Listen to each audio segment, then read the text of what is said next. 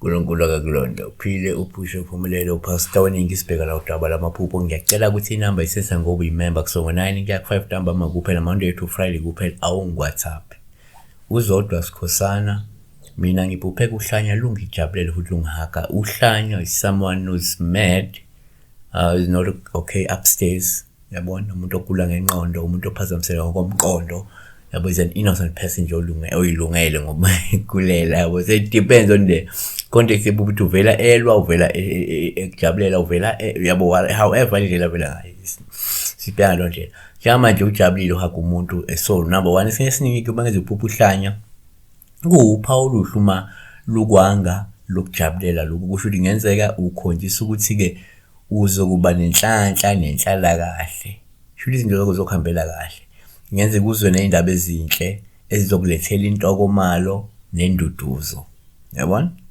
Number 2 ngokwesintu uma uphupha uhlanya uphawu luhluma lukwanga lokujabulela lokhu kusho ukuthi kungenzeka ukhonjisa ukuthi ke kunesidalo sakho esineme futhi esijabulela indlela oziphethe ngayo noma indlela owenza ngayo izinto ngoba uphawu lolungafika ngoba vele wena uqondile ngokomsamo ngokweitalwa noma kukhona kade ukuqondisa ngokwesidalo noma ngokomsamo kukhona kade ukulungisa bese luvela ke njengento ezoconfirm ukuthi lokho kwenzile kwenzeke kahle noma lokho kwenzayo ukwenza kahle yabona.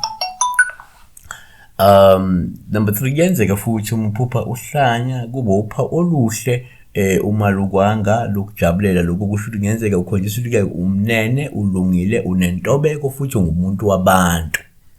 Number 4 ngokwenkolo uma uphupha uhlanya kuwupha oluhluma lukwanga lokujabulela lokhu kusho ukuthi ngenzeka ukhonjisa ukuthi kade uhanjelwe yingelosi kaNkulunkulu. Abanye abantu yingelosi kaNkulunkulu can take any form yabona. Uma ifuna ukuvela kuwe so ngeke sithi ifuna ivele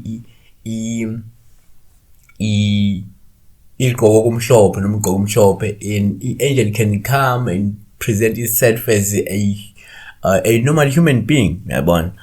So amakhosi esibili chapter 9 verse 11 uJehu waphumela ezincokini zenkosi yakhe enyathi kuye konke kusalungile na luzeleni lolo hlanya kuwe na wathi kuzo nina niyamazi omuntu nakukhulumileyo kanti kuma Hebrew 13 verse 2 ningakhohlwa ukungenisa izihambi ngokuba ngalokho abanye bangenisa ke izingelosi bengazi. So yabona ukuthi ingelosi can come in any form ngendlela ongeke uzuyiqonde nokuyiqonda ukuthi ingelosi le kanti seyingelosi. Siyabonga.